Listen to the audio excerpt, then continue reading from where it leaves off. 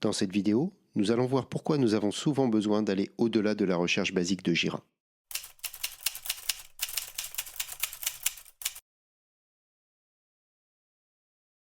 Aujourd'hui, vous savez utiliser la recherche simple. Elle permet de retrouver les demandes Jira de façon intuitive en utilisant une recherche multicritère. Cependant, au bout d'un moment, vous allez vous apercevoir qu'il y a certaines choses que vous n'arriverez pas à faire. Et à ce stade, vous aurez deux options. La première, c'est d'abord de vous lamenter et de tout exporter dans Excel pour réaliser des recherches plus poussées, avec les limitations en termes de demandes à exporter, etc. La seconde, c'est de mettre en pratique ce que vous allez voir dans cette vidéo et dans quelques vidéos suivantes.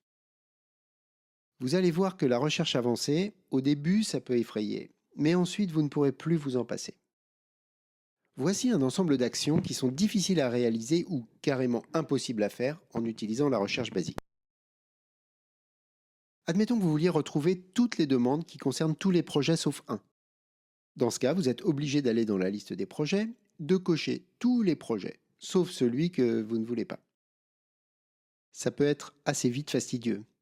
L'autre souci, c'est que si vous rajoutez un projet dans votre instance, il faudra très probablement revoir votre filtre puisque ce projet ne sera pas inclus dans les résultats de la recherche. Autre exemple.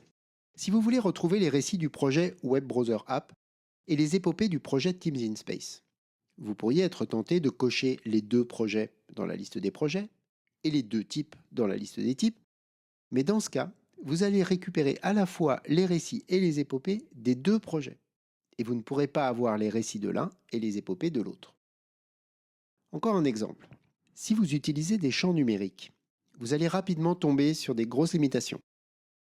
Ici, j'ai un champ qui s'appelle valeur métier. Par convention, je lui donne une valeur de 0 à 100 pour indiquer l'importance relative des demandes du point de vue des métiers.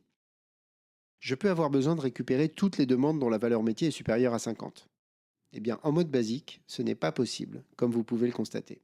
Bien évidemment, énumérer la liste des valeurs possibles n'est pas une option. D'ailleurs, ce n'est même pas possible. Enfin, un dernier exemple, il n'est pas possible de retrouver les demandes pour lesquelles la valeur métier n'est pas renseignée. Vous pouvez chercher celles pour lesquelles la valeur métier est à 0, en l'occurrence ici il n'y en a pas, mais vous ne pouvez pas chercher celles pour lesquelles la valeur n'est pas indiquée.